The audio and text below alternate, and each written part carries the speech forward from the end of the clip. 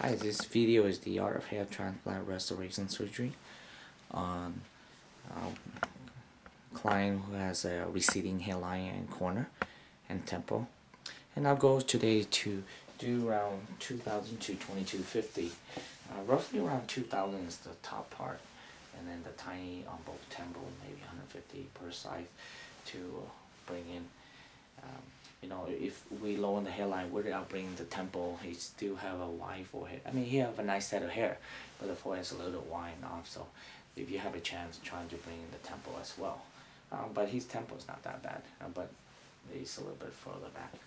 So, as you know, being a perfectionist, you want to make sure that every details is being taken care of. Make sure that you want to have the most natural result. That when you walk down the street, no one will know you have had any surgery. From the mid eyebrow to the hairline for Asian and black is around 6.5 to 7. Caucasian roughly around average is around 7.5 to 8.5. Again, not everybody gonna fall with an exact. Some people might be a little bit less. Some people may be a little bit higher. Sometimes you can base on the highest crease when you frown, and barely above the highest crease, maybe half a finger, and that's where the hairline should be. And then the more narrow the face, the more arched back the hairline is. And the more round the face, the more flat the hairline is. And then no hairline is straight, we're gonna zigzag too. So this line is a median, it's the midpoint, and we dance up and down from it. The temple on both sides are flat and pointed backward.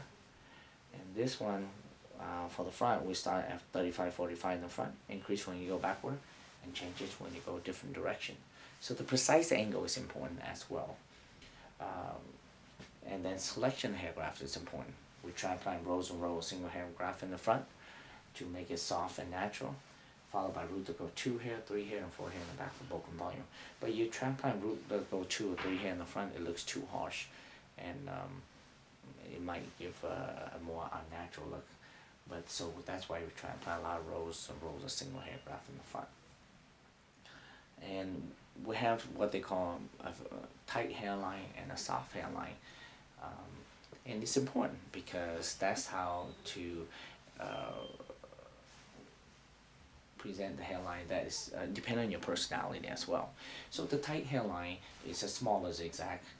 And why most celebrity likes that hairline? Why? Because it brings more of a wow factor, and it gives a lot of the appearance of a lot of density. Why? Because the root to go 2 or 3 hair is really closer up to the frontal hairline, right next behind the root to go single hair. So because there's less number of single hair roots in the front, it's still gonna look very natural, but because the root to go 2 or 3 hair is more in the front, it gives more of a dense look to it. And then the soft hairline it has a bigger zigzag and it looks a little bit more natural. However, they both are natural, but it's depending on your personality. If you're conservative, you don't want to draw attention to yourself, not to the hairline, you don't want that, so you use a larger number of roots that go single hair with a bigger zigzag. But the downside of that is it appears less dense because we use a larger larger amount of root to go single hair graft.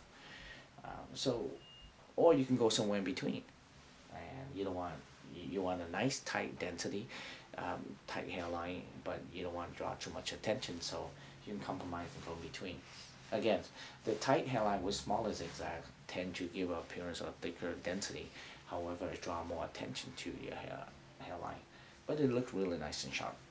The softer hairline, it has a bigger zigzag, and it looks less dense, and those not draw too much attention. It's more for a natural look, or you can go somewhere in between. So this is the art of hair transplant restoration surgery on a client who will be using the FUE method and to harvest 2000 to 2250, whatever it takes to give them the full density. Thank you.